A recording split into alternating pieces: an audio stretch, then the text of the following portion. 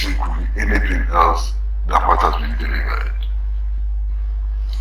Now, it is instructive that a former Chief Justice has had cause to complain that our courts are becoming too predictable. It's a former Chief Justice.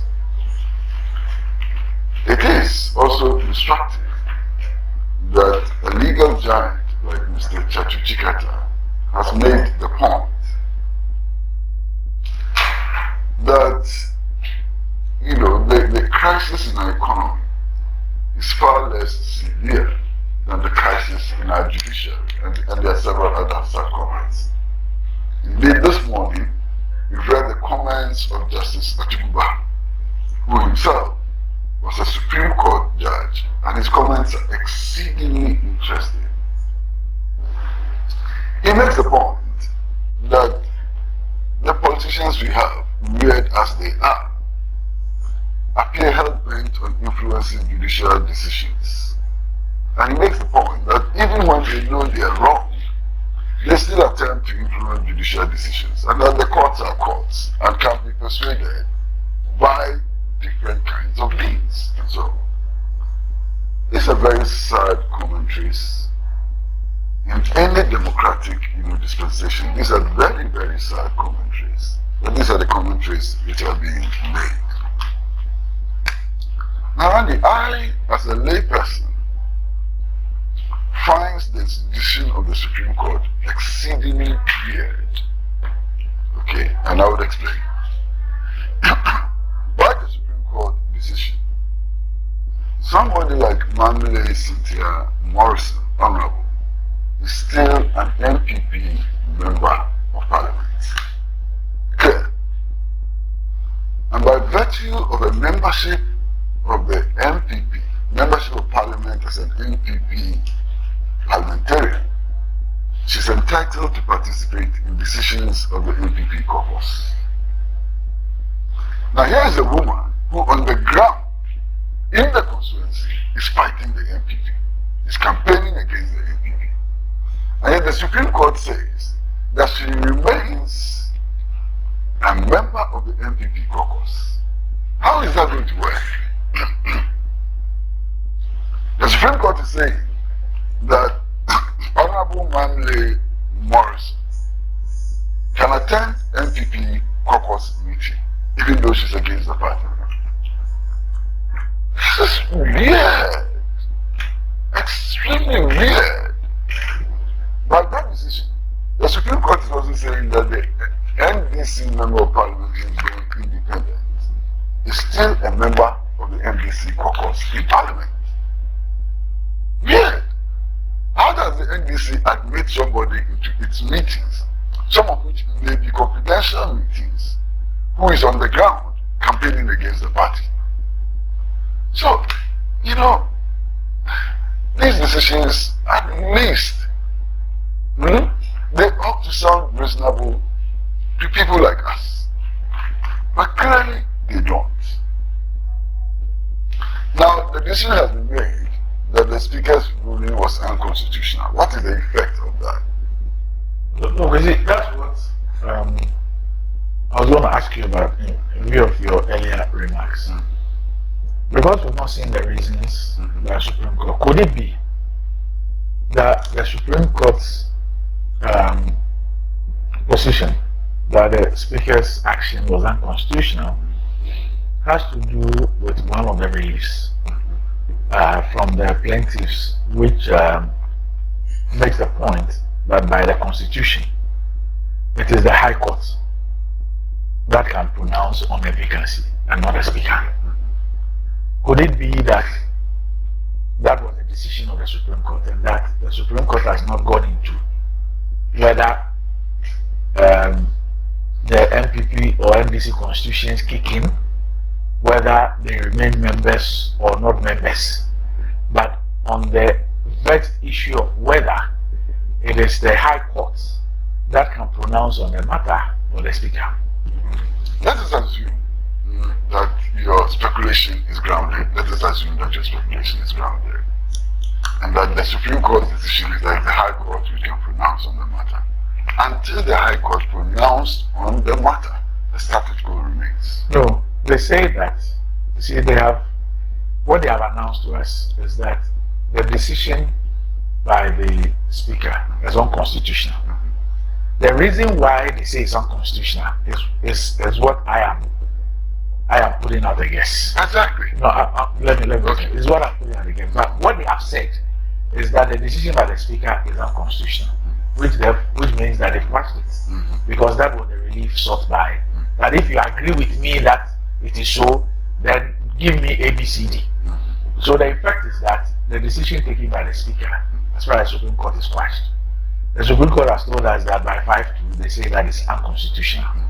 Now, my point is that because we've not seen the reasons, is it possible that all the focus on was that it is the High Court, or it doesn't lie in the mouth of power of the Speaker to declare it vacant, and therefore his action is unconstitutional? Randy, and I'm saying that let us assume that is what the Supreme Court decision is based on. Even if we assume that is what the Supreme Court decision is based on, the High Court has not taken a position yet. Nobody before the High Court. Exactly. Yes. So therefore, we go back to the status quo ante. With the status quo ante, Which means that they are still members of parliament. yes. Which and then all these practical difficulties kick in. Oh yes. You understand? So no matter the reasons that the Supreme Court gives, by deciding that the Speaker's ruling or the Speaker's announcement or decision was unconstitutional, we are now saying that Cynthia Morrison is still an NPP member of parliament, therefore by implication belongs to the NPP caucus, and in spite of the fact that she's campaigning against the NPP in the constituency, has a seat in the NPP caucus in parliament. In fact, the Sunum MP, what's his name? I mean, that's absurd. The Sunum MP, you see, he's told us publicly that when the notice of poll came out, he was taken off the platform. Cynthia Morrison was taken off the and platform. they were taken off the platform. Yes. And then when the court case, the decision came and they were going to go, they were added to the platform. Exactly. So obviously, the caucus itself, the leadership of the caucus, realized that these were traitors. These are not people who trust. These are not people who can work with us. Yeah. And they are not people who should be privy to caucus information. And that's how come they took them off the platforms. Exactly. But of course, once they had initiated a court action, it was in their interest to then bring them back. So this is the absurd situation we have. Yeah, easy like.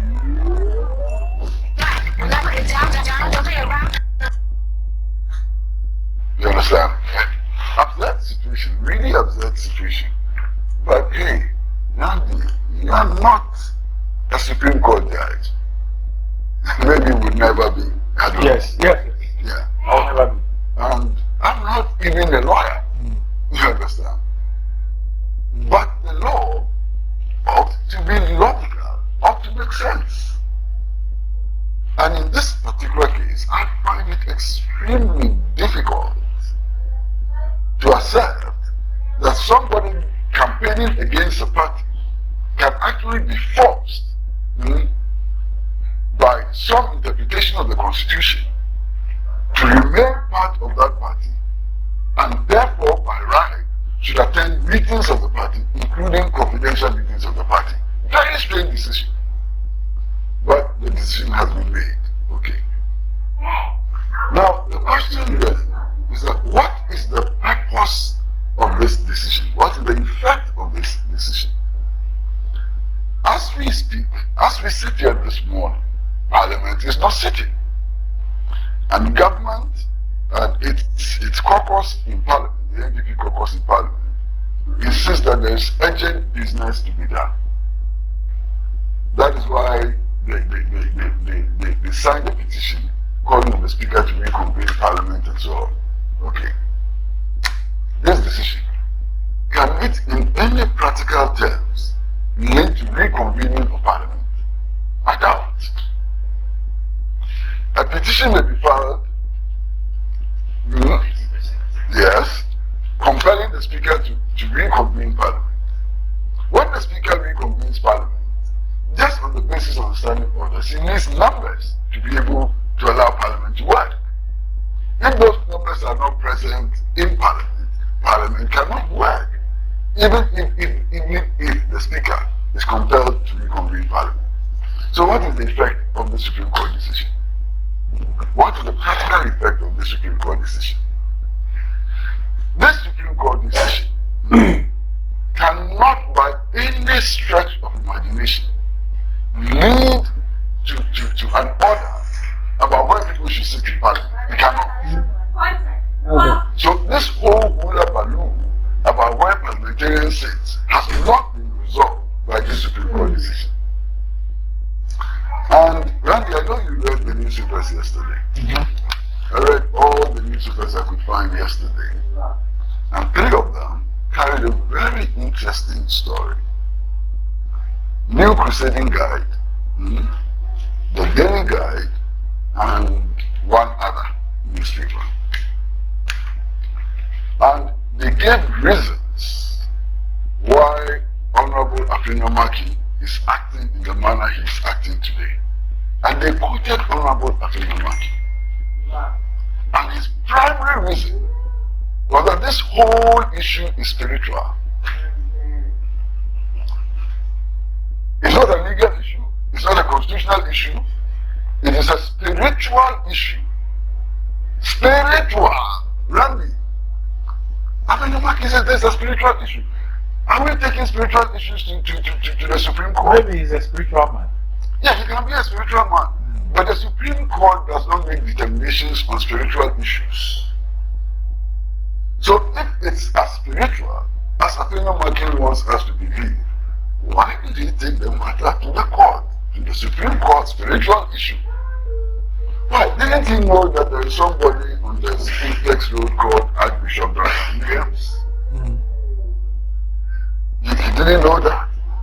He didn't know of Benson Otabil. You don't know. He didn't know of Opinion. You don't know who he has consulted. So he took the legal matter to the Supreme Court. And he is also exercising the spiritual things elsewhere. He did not talk about legality. So now he's speaking that in court. He's speaking law in court. And he's speaking spirituality. I mean, when I read that yesterday, I was shivering that this whole matter is spiritual. Spiritual! Honorable. You're wasting our time on spiritual matters. And the Supreme Court actually sits on a spiritual matter.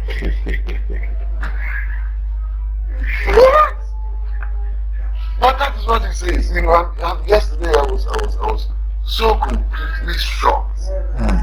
You know, but be that as it may. The court has made a determination. There is a school of thought which insists that the law and its interpretation ought to be purposive. So we need to find the purpose that this ruling serves. And I'm struggling, I can't find it. Maybe when the decision comes, when we see the consequential orders. No, they'll give us the reasons for the decision. The reasons for the consequential orders will give us maybe a deeper insight. Yeah, but I'm trying to see it now, and I can't. Because you are not a spiritual man. That is true. Okay. Then that one you are correct. I mean, as for the spiritual business and so on, I'm not into that vocation at all. You know. But then, can this lead to a reconvening of Parliament? By itself, it cannot. Yes. Can it determine where people sit in Parliament? By itself, it cannot. So what is the purpose of all this ruling, all this hula baloo and so on? What is the purpose? It is a guide to future. Introducing the Al Delano Solar Code Box, a portable on and off-grid cold storage solution with refrigerated and freezing capabilities to house food rations, medicine, blood, and supplies. The Al Delano Solar Code Box comes in different sizes from 12 foot, 20 foot, and 40 foot. The Al Delano Solar Code Box provides the ability to select temperatures ranging from -10 to 70 degrees Fahrenheit or -23 to 21 degrees Celsius. comes equipped with its very own remote monitoring system and offers up to 1,750 cubic feet of storage. Now that's enough to feed 1,750 people for a week. Alban solar systems are reliable, robust, long-lasting, and low maintenance, designed to provide peace of mind during the times you need them the most. Future. So two things will happen. One, the MPP gets to keep its majority until the expiration of this. But the MPP has no majority. You know what I'm saying? That the MPP side was declared the majority. No! I'm saying that the speaker. No! Right. And the speaker was careful Yes. in his ruling that to make the point that there's no majority caucus in Parliament. There cannot be. By virtue of Article 1981, J and H, that there could not be a majority party in Parliament. And therefore the speaker's ruling was that because the independent candidate had opted to work with the MPP side, there was a majority group and not caucus. The speaker was emphatic on that, and minority group. Because it would have been very strange, exceedingly strange, if anybody, not just the speaker, had declared that 137 can mathematically be superior to 137. It's a mathematical impossibility. So the speaker could not have made that declaration. So the speaker, in his own wisdom, and being who he is, and so on, then decided to use group instead of caucus. I was opposed to the speaker's ruling at that time, because it raised many fundamental constitutional and legal matters, you understand? But everybody allowed it to go. What we're suffering today is a consequence of that ruling by the speaker, declaring the MPP group majority. Because the independent decided to opt to work with them. Yes. So that gave them a working majority. Group as a group, Yes. not as a party caucus. Yes. But the majority group. Yes, the majority group. Yes. But even that, I believe that a strict application of the provisions of the Constitution disabled the speaker from making that decision. Strict application. But we've gone past that. There's nobody challenging it. At the time, I warned that you have consequences, and now we have consequences. You know, what I think actually happened was that this whole idea of 137 as against 137 had never occurred in our parliamentary history, right from independence. Never occurred. I don't think that anybody assumed that one day would be faced with this reality. So the tradition, the practice, the standing orders and all has been couched in such a way as to reflect majority versus minority. When the situation changed, we needed to have done re-engineering to rewrite the standing orders. To take account of the fact that we are now in uncharted territory. We are now in a territory in which the NPP has 137, the NPP has 137, and there's no majority. Rather than reading through the standing orders and recraft the standing orders and so on, the speaker chose the easy option of declaring the independent candidate or independent member of parliament and the NPP majority group. I have to be careful how I speak, because otherwise I'll describe this as a very lazy option. Lazy option. And the lazy option is what has brought us here. The lazy option is what has brought us here. In any case, Parliament is supposed to wind up its business by Friday. Not original, that hasn't changed. There's no decision changes that as we sit here. It may change, but it doesn't change. You understand? So Parliament is supposed to wind up its business by Friday.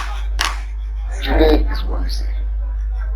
All of you members of Parliament know that it is extremely risky now to be spending your time in Parliament rather than in your constituencies. That's a real practical problem for you as members of Parliament. How do you overcome that problem?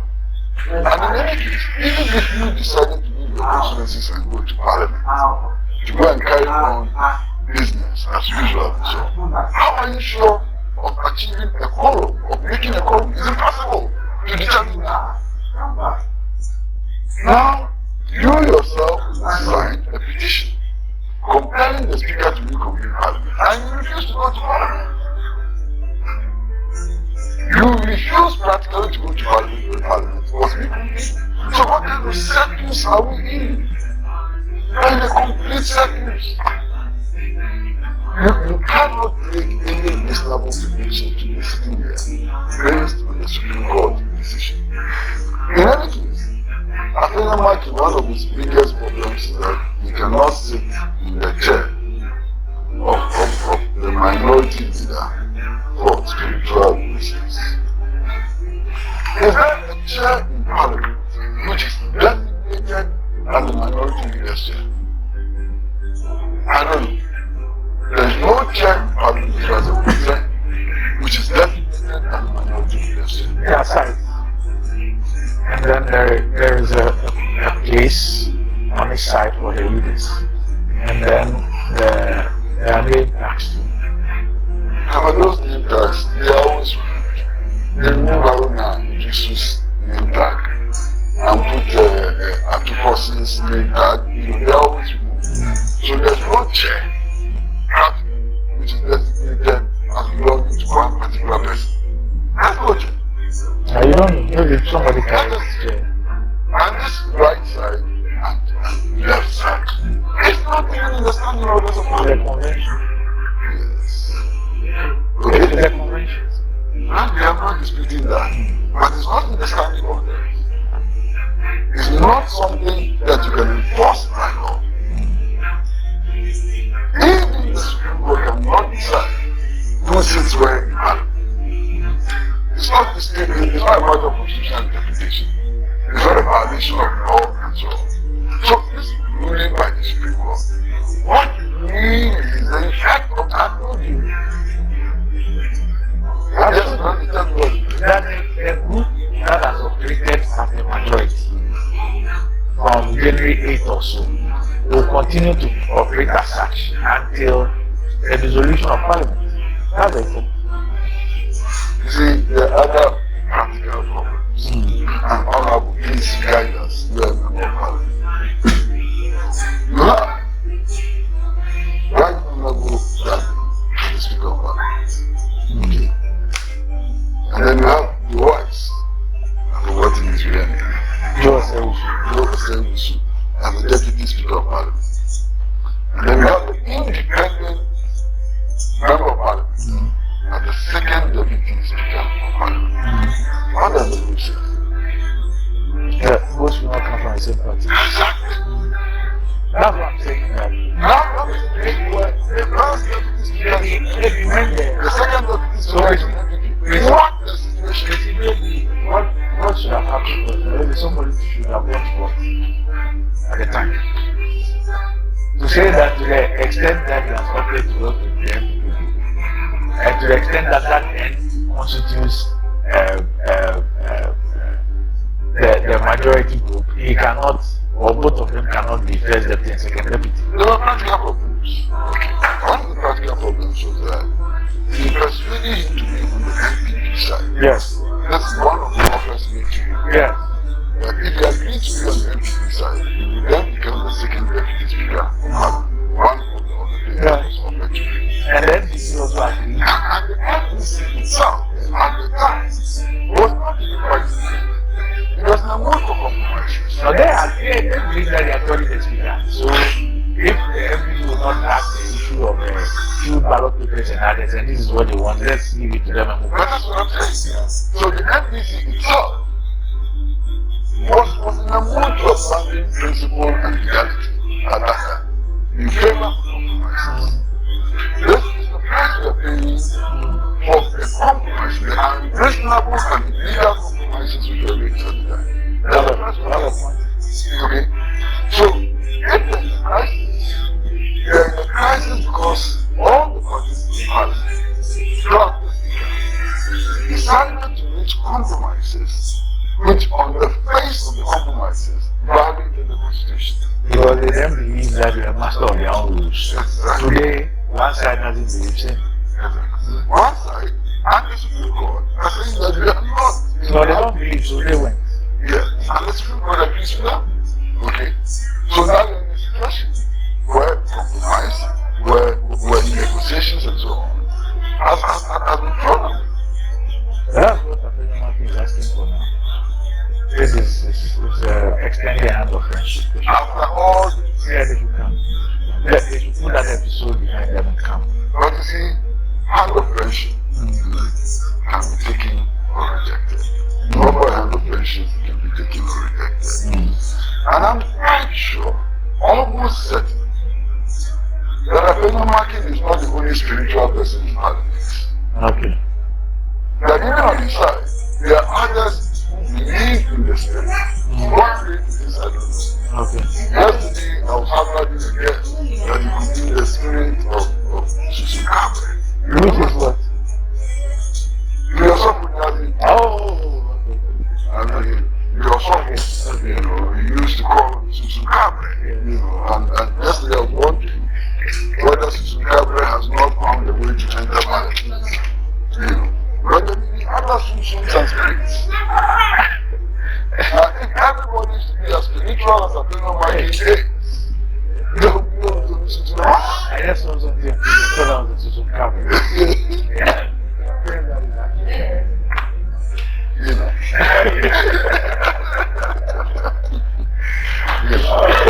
So, this whole issue, I mean, and sometimes I sit down and I watch what happens in Parliament and in other governance institutions and so on.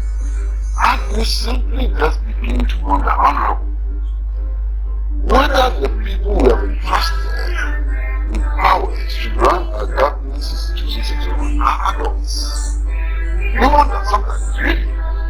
I mean, when you see members of Parliament grabbing ballot papers and chewing them and so on, you begin to wonder, what is happening here? What really is happening in our Parliament? I don't know. Yeah, but the aging is just it's a natural thing. It doesn't mean the fact that somebody is adding on with years. That's not, yeah, there's a certain expectation by society. But why? We are told that fools grow old too, idiots grow old too, thieves grow old too, dishonest people grow old too. So, And they are not going to contest you. Except, unprincipled people grow old too. except that, as you grow old, you come through different experiences. You mature in your whatever. If it is falling, you mature in it. If you mature in it.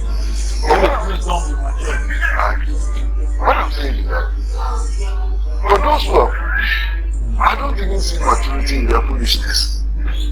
That's what I'm making.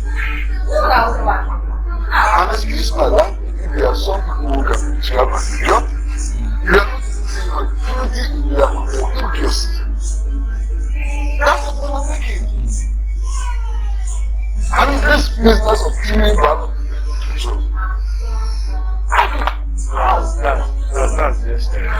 that's just local beauty. That's spiritual. oh, so the spiritual thing actually has deep roots in Parliament. What is your spiritual inclination? And is yours figure or what?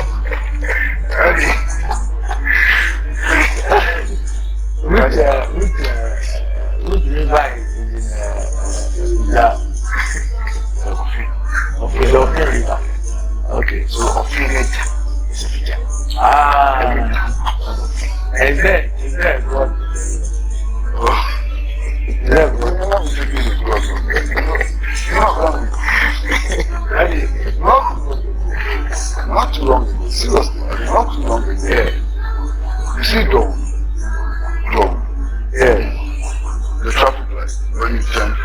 church. Right. I don't believe in the guy who claimed to be the reincarnation of Jesus Christ. Jesus of Job. Yes. And he claimed that to go to heaven, you don't have to take your bath. If you take your bath, you will go to heaven. And he lived there with the last one. I want to go. Because that kind of spirit does not come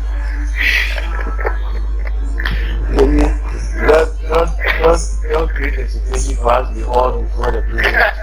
No, we cannot. Why? There's nothing here with celebration. I am not the one who did that at the market. Describe what is happening in Parliament as spiritual. No, he didn't describe that. He was giving a reason why he will not sit So so. am I the one who told you to say that you will not speak in the minority leader's chair because it's a spiritual matter? I'm not. Yes? I'm not saying that there are different kinds of spirits. I'm not the statement of man. There's Usukabre, there's Akuneji, all kinds of spirits. And the spirit of the Jesus Christ of God. You are cracking me up. What up, my people? I go by the name T-Rhyme, aka the stylish rapper, aka Conshon, aka Fire, aka what I say, BBB. You watching Davcadotv. Keep it locked. Don't go nowhere. Alright.